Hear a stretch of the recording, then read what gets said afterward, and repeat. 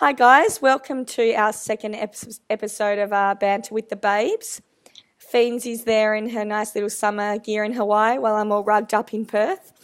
So last week we spoke a little bit about myself and my journey through training and nutrition and how all of that's changed. So this week we thought we'd do the same but in reverse and talk about Fiends and how she's grown through her journey through exercise and nutrition as well.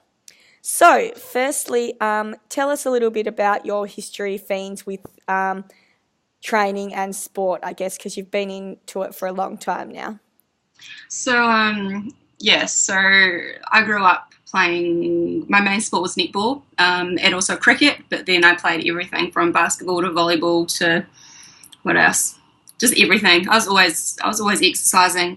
I was always playing sport, always competing in something, and that was just my life. Then I was sort of I think I was about 20, and I was just having lots of trouble with my knees, and I got told that if I was to keep playing netball that I was going to need knee surgery, both my knees, before the time I was 20. Before the time I was 30, and that really freaked me out. Because, being active was my life. So I stopped playing netball, but I needed something to replace it with. So I had a friend who had just done, there was a new category in bodybuilding, and my friend had just done that. And she was like, oh, like our friend's mum coached her, and they were like, oh, give it a go, you'd be perfect for it. So I thought, oh, might as well. Gave it a go. This was in New Zealand. Loved it, had a great time. It was an awesome experience. Doing your first show, you've got nothing to lose, you've got no expectations, it's just kind of new and exciting and no pressure. And so then I got into bodybuilding from the ages of about 20. Before that, I'd been a gym member since I think I was about maybe 14. I joined Les Mills, and I've been going to the gym since then. So that's a lot of years. And from there moving to Australia and just really keeping up with my gym and my bodybuilding. You're cutting out a bit, huh? Yeah, that's kind of it. I'm just a really active person, and I love the feeling that I get from being active, so that's why it's part of my life. Awesome, cool. Do you mind just moving your screen for a second because it's cutting out a bit? Yeah, now it's good. I don't know what happened. That's good. Now you're good. We'll keep going. Awesome. You're just cutting out a bit. Awesome. So why do you think you started bodybuilding? Was it because of your knees, or was there any other reason behind it, or I guess maybe kept going with bodybuilding? So the first reason was because I needed something to do. But it was the first time that I'd really done something just for myself. So that was kind of, the start. Is why I started. But I look back now, and it was just so many more reasons. I started just for that, something to do, but I kept going because it was just the people that I was meeting, you just felt really accepted. There was this little bubble. People were constantly giving you great feedback and saying how great you look and always talking to you, just really interested in your life, really. You felt good because people cared about you. They wanted to know how you're going. They wanted to know what you're doing, what your training's going, when your next comp, how are you looking, like that, all that sort of stuff. So, that's sort of, when I look back now, that's sort of what really kept me going. I really enjoyed that aspect of it. Yeah. Awesome. Cool. So I guess, was there anything else that you were looking for through competing? Were you searching for anything within yourself, or? Yeah, so I definitely was at that stage where I'd come from being a netballer and cricketer, and then I'd sort of lost myself, and I thought that this was going to give me the answer. I was going to be a competitive bodybuilder. This was me now. I was really just searching to find myself, I guess, and I thought that was it. Maybe even a bit of an identity.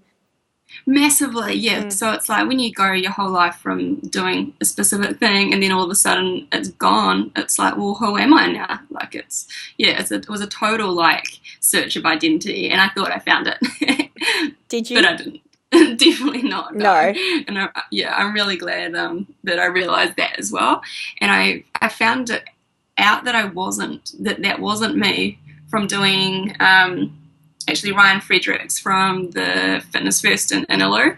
He would see me every day and he'd see me struggling, like, and obviously realizing that bodybuilding wasn't who I am, it wasn't for me. And so he got me to do a vision board. He was like, right, I can see you struggling, it was like, I train hard, I just couldn't follow my diet, and it just wasn't, obviously I had conflicting values there. And so he got me to do a vision board.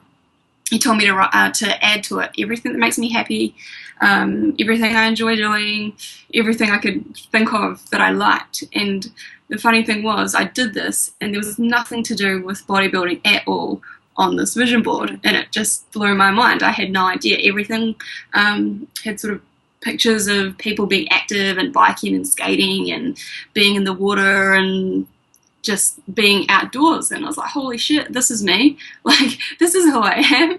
I can't believe that I've been like so lost and thinking that, that I'm going to be this bodybuilder. So that was a really big turning point for me. I literally from then decided, nah, like, I think I just, then and there stopped trying to compete, stopped training for shows. And that really changed me and really helped me find my identity. Awesome. Cool. So you mentioned it a little bit then about your food, and that was like, I guess, one of the hardest parts for you. So how was your relationship with food back then when you were competing? So I had a very bad relationship with food back then. It was just because it was so strict with what you can and you can't eat. I took that on to pretty much the things that I can't eat. It just felt like if I did eat them, it was the end of the world. Like, I became a bad person because I'd eat these things that weren't on my diet. And then from there, I saw these foods as like a full-on banned like substance pretty much. And if I was to ever touch them, it was like I was breaking the law, like I was breaking my own law. And from then that created sort of self-sabotaging habits towards food, and then created binge eating patterns. And then, it was quite an awful time, and one that a lot of people go through. But at the time, I thought I was the only one. I had no idea. I thought everybody else stuck to their diets 100%, and it was just me, and I couldn't manage to do it, and I was such a failure, and just all those sorts of thoughts. So I found out after that there's so many more people like me. So it made me feel a lot better about myself and less of a failure. So eating habits were not good. So I guess, I can see how you've grown and changed in regards to that as well. So how is your eating habits and nutrition and your view on food now? Oh, like it's awesome. I remember I remember when I was competing and I just set a goal. It was the end of a show and we had to write out our goals, and I was like, cool, like one of my goals was to have a healthy relationship with food. And I couldn't really describe what that meant, but I knew that my relationship was unhealthy and I wanted it to change. And so that was about 4 years ago. And I've just been thinking recently how I've now got to this point where I set my goal, 4 years ago, but I'm there now. Like, I've got a healthy relationship with food, and it's really cool. And it's like, goals, you just keep focusing on them. Like, you're going to get there, even if it takes 4 years. Like, it's so worth it. So now I can eat anything that I like. I understand food properly now, so I know that eating a slice of pizza, or a whole pizza for that matter, is not going to ruin your week's progress. It's not going to make you fat. You're going to feel shit and sluggish and gross because it's kind of just you've overeaten, but it's not going to kill you. You're not going to put on 5 kgs. People are still going to like you. Like, it's okay. Like, I eat carbs with all my meals. I'm not scared to eat carbs.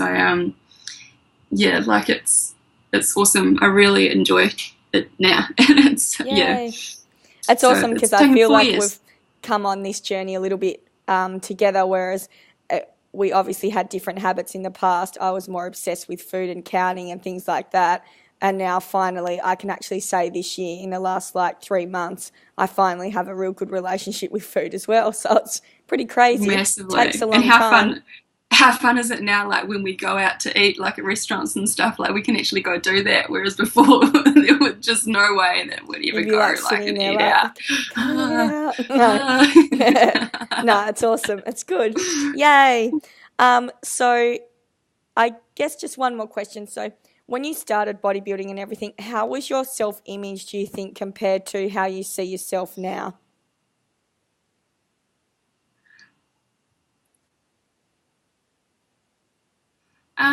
So it's quite funny, like I look completely different. Like now I'm a good 10 kgs heavier, and for being a short person, like in this quite a small person, like 10 kgs, it's not like I'm a tall person where it goes a long way. Like this is an extra 10 kgs, but my I feel a whole lot better now. Like I feel free. Then I was very the leaner I got, the more obsessed with being lean I got, and the more miserable I got. Hmm. So um, yeah, now it's like it just goes to show that being smaller doesn't equal happiness.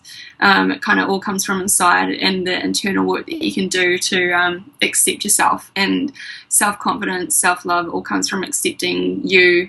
Your I'm not even going to call them flaws, but I guess people call them flaws, but the things that you used to wish you could change, but that is who you are. Hmm. It's just accepting those things, and then just you become free. So yeah, self image is great. Like love it. It's awesome. So good. And obviously, we help our clients and ourselves with little techniques that we can do every single day, to help improve our own self image and self worth, and really value that. So that's number one. Work on your inside to change your outside. Yeah, I think that's really important. Like we get so many clients coming to us, and they feel great, and then they jump on the scales and they just feel shit. And it's like, well, stop judging yourself from what the scales are saying. You felt good before. Like it's just learning. Yeah, learning self love, and that's what we like to teach. So, and we Exactly. teach it because we've gone through it ourselves. So yeah. Yep, awesome. Cool. So thanks, Fiends, for telling us, about your history and how you've changed. And it's really awesome to see, that we've gone through all of this and everyone else can go through that same journey and come out on the other side like we have. So that's what we're really trying to help everyone do. Also, next week, you've written a little blog that we're going to pop up on our website. So do you want to tell everyone what it's about a little bit? Yeah, so a common question we get asked is, what do you do when your friends are trying to peer pressure you to drink or peer pressuring you to eat something that you don't want to? So next week the blog is it's about social sabotage. So when your family, friends, co-workers are trying to, yeah, pull you off track and take you away from your goals. So that'll be out next week. So if you've ever been in that situation, this is a must read for you. So check that out, and thanks for tuning in, and we will catch you again next week. Have a good weekend. Bye.